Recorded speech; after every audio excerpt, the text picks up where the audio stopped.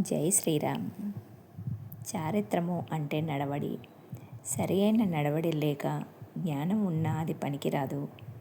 శ్రీరాముడు తండ్రి మాటను అనుసరించి అరణ్యానికి వెళ్ళాడు. వారు పంచవటిలో ఉండగా భరతుడు తన పరివారంతో వెళ్ళి శ్రీరాముణ్ణి రాజ్యం స్వీకరించమని ప్రార్థించాడు.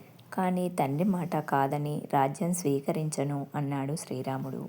వశిష్ఠుడు చెప్పినా వినలేదు. చివరికి జాబాలి నాస్తికవాదంతో తండ్రి ఉండగా అన్న మాటలు అతడు చనిపోయిన తర్వాత దాని ప్రకారంగా నడుచుకోవడం చేతగానితనం, మూర్ఖత్వం అన్నాడు.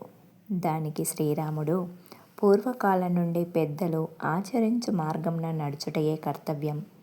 దానిని వదిలి ఇష్టానుసారంగా ఎవరో చెప్పారని చేయడం ధర్మవిరుద్ధమవుతుంది. రాజ్యం పాలించాలి అంటే రాజుగా నియమించబడే వ్యక్తి యొక్క వంశచరిత్ర, అతని నడవడిక చూసి ప్రజలు ఇష్టపడతారు.